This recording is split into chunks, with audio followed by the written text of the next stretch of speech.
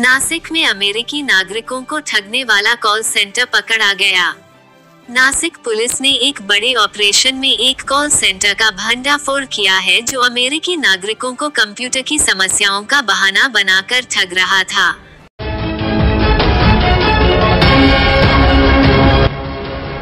AVP Nashik TV हमेशा सच के साथ। Sir आप छोड़ दीजिए, कोई कहीं नहीं जाएगा। हाँ, कोई कहीं नहीं जाएगा।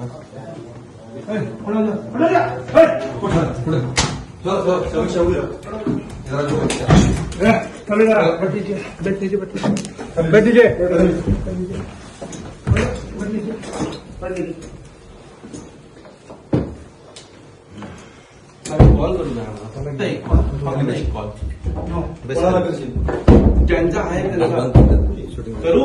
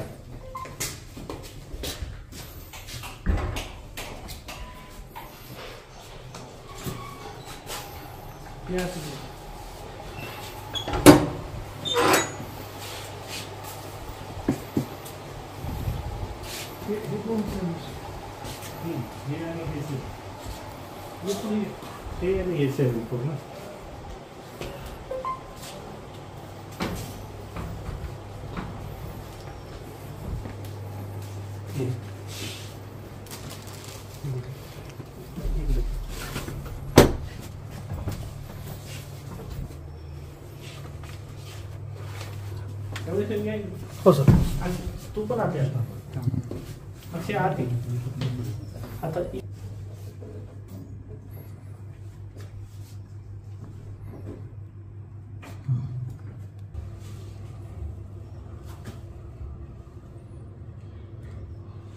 हा तू पॉज केलं का?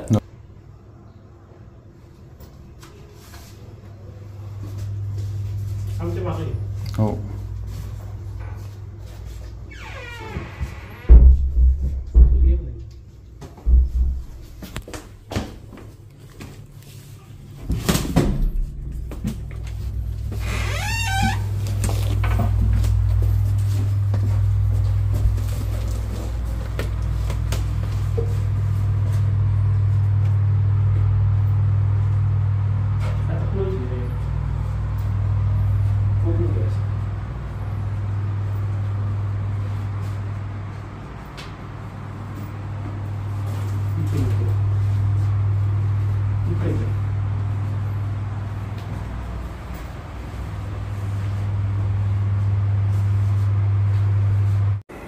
अमेरिकन नागरिकांची संगणकाद्वारे फसवणूक करून कार्यरत असलेल्या एका कॉल सेंटरवर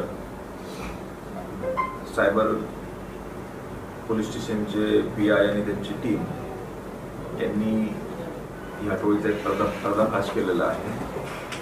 यामध्ये हे जे कॉल सेंटर होतं या ठिकाणचे ते जवळपास 6 जेंट्स आणि 1 लेडीज हे मायक्रोसॉफ्ट आणि ॲपल या कंपनीच्या संगणकाद्वारे त्यांना नोटिफिकेशन्स ईमेल्स पाठवून तुमच्या संगणकामध्ये बिघाड झाला आहे असं सांगून त्यांना मग गिफ्ट वॉचर घ्यायला सांगणं आणि त्यावरून त्यांच्याकडनं ते पैसे उकळत होते। जवळपास गेल्या 2-1 वर्षात त्यांनी $2,40,000 फसवणूक केल्याचं निष्पन्न झालेलं आहे। भारतीय किमतीमध्ये त्याचं मूल्य जवळपास 1,92,00,000 जात आहे।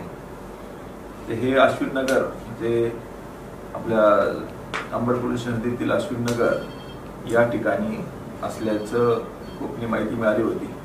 त्यावरून सायबर टीम त्या ठिकाणी जाऊन त्यांनी तिथे त्या 7 व्यक्तींविरुद्ध जवळपास 12 कम्प्युटर लॅपटॉप, 13 मोबाईल, जवळपास 47,000 रुपये हस्तगत केले आहे. सदरबाबत सायबर पोलीस येथे गुन्हा दाखल करण्यात आलेला आहे. 7 आरोपींना अटक करण्यात आलेली आहे. शिक्षण काय? शिक्षण हे काही 12वी, काही FY, SY असं काही टेक्निकल डिग्री किंवा असं काही घेतलेलं नाही येते. असं 12वी ते डिग्री जे चालवत होते ते भाड्याने घेतलं होतं, ते त्यांनी भाड्याने घेतलं होतं. संशयित रेकॉर्डवरच आहे? नाही, रेकॉर्डवरचं अजून तसं काही निष्पन्न झालेलं नाहीये. 2 वर्षापासून तिथे हे कॉल सेंटर चालू होतं. पण मग यांचा मेन लीडर कोण? त्यामध्ये आणखी 2 पाहिजे आरोपी आहेत.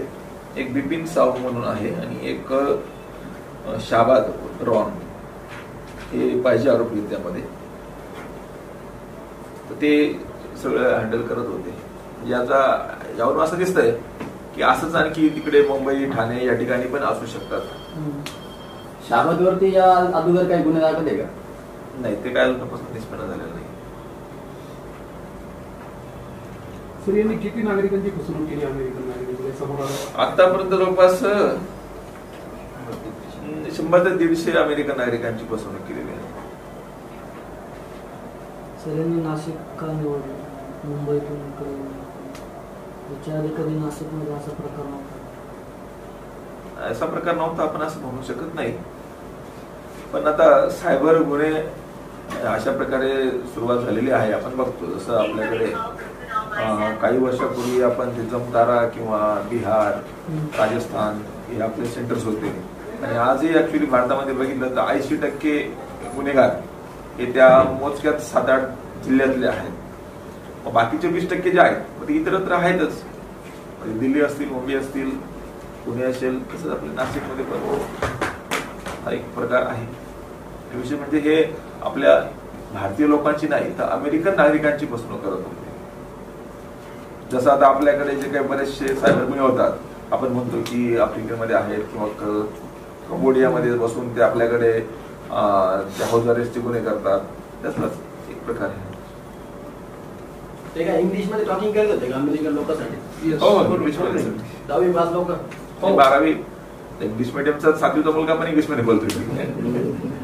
अजून काही निष्पन्न नाही, आता तपासात आणखी त्याचे जे लॅपटॉप आहेत त्याचा अनालिसिस करून त्यावरून आणखी काही वेगळी माहिती मिळते का? हा झाला एक प्रकार. ह्याच मोडच आणखी वेगळं काही आणखी केलेलं आहे का?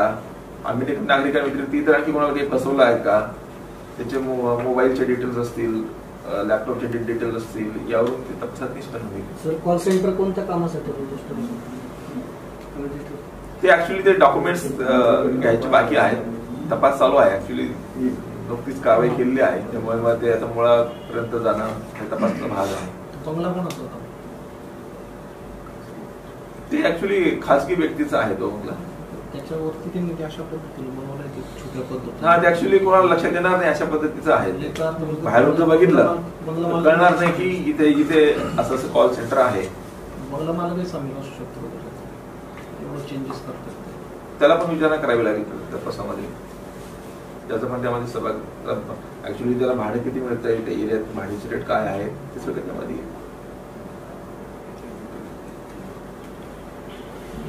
माहिती कशी मिळाली?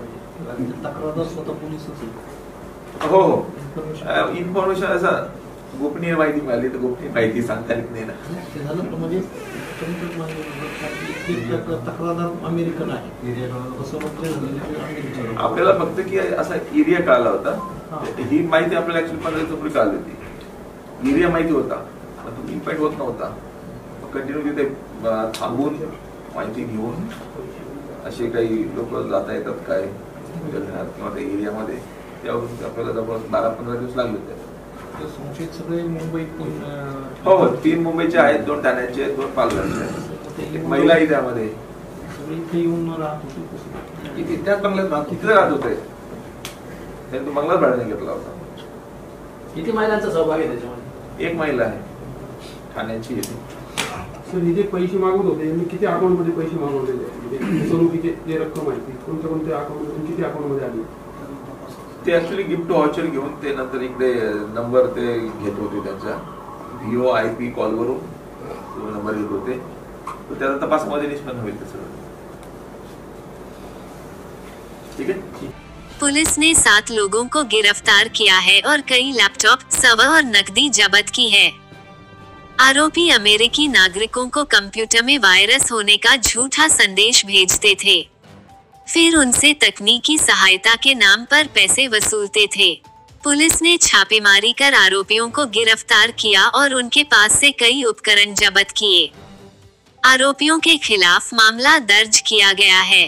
कभी भी अनजान नंबरों से आने वाले कॉल पर अपनी व्यक्तिगत जानकारी न दें. यह मामला साइबर अपराधों के बढ़ते खतरे को दर्शाता है.